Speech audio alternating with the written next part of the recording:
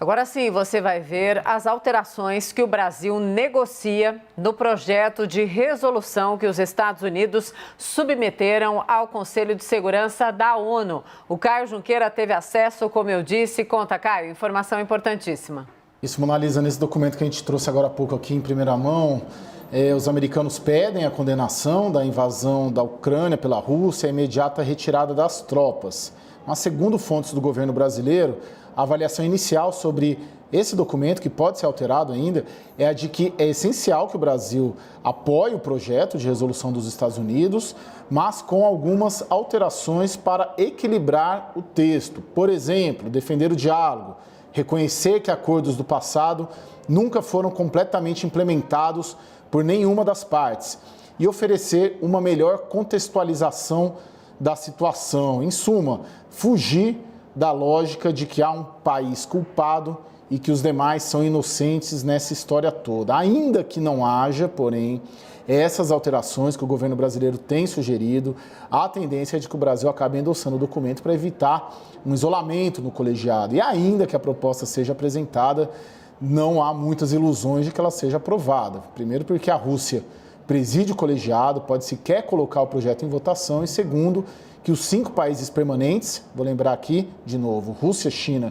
Estados Unidos, França e Reino Unido, têm poder de veto. Então vamos supor que aprove, os outros países, aí, principalmente os ocidentais, claro, podem vetar essa proposta. Mas tudo está em negociação, lembrando que a íntegra do projeto de resolução, da última versão, está no site da CNN, Mona Lisa. Quero que você fique mais um instantinho comigo. Na verdade, queria também o Lorival, não sei se é possível, temos nós 3 antes da entrevista. Rapidamente, eu quero te ouvir, Caio, sobre a manifestação do presidente Jair Bolsonaro agora na live, né? Há uma cobrança, então, de diversas partes, vamos dizer assim, diversos segmentos, para uma manifestação do presidente Jair Bolsonaro, que esteve, né, recentemente na Rússia, esteve com o presidente russo, Vladimir Putin, chamou Putin de amigo e também manifestou solidariedade. O mundo olhou para isso com um incômodo natural, né, dessa manifestação.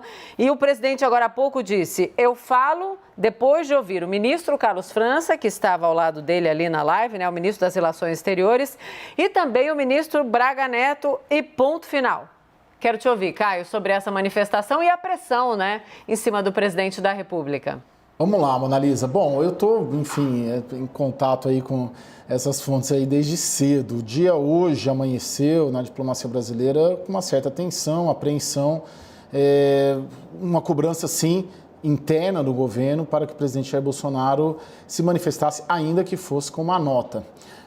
A nota saiu mais ou menos ali por volta das 11 da manhã e foi vista, vamos dizer, pelos profissionais da diplomacia brasileira como positiva e suficiente ali para pelo menos amenizar essa pressão. Só que ela não foi vista como suficiente.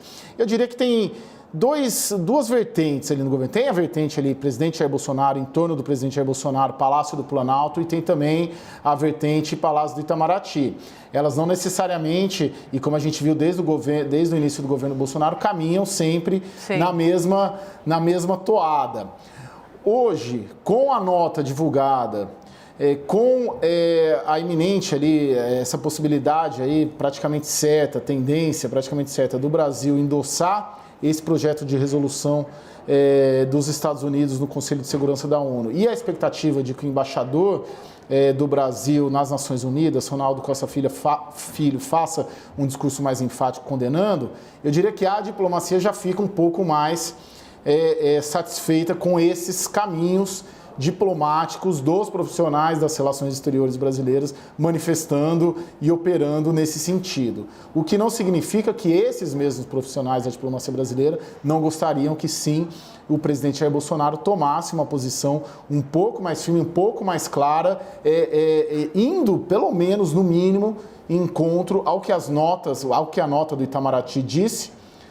A posição do Brasil endossando, muito provavelmente, esse projeto de resolução e também endossando esse discurso, essa fala que o embaixador do Brasil nas Nações Unidas falar. O ideal seria que o que a diplomacia fala, o presidente diga também. E isso não está acontecendo, por enquanto a gente só tem a diplomacia falando, mas o chefe de Estado brasileiro ainda não falando. E não é uma situação, os dois se dão bem, pelo que eu tenho de apuração, o Carlos França... Até estão ali ao lado, numa aparência absolutamente confortável. Ele jogar na cadeira, não vou me jogar na cadeira, mas uma coisa assim. O Carlos França é mineiríssimo, assim, é jeitoso ali no trato, saiu de lá de dentro do Palácio do Planalto para suceder o Ernesto Araújo, então tem uma relação, tem um jeito ali de tratar com o presidente da República. Agora sim, se a gente observar, pelo menos o que eu tenho ouvido, o ideal é que a presidência da República,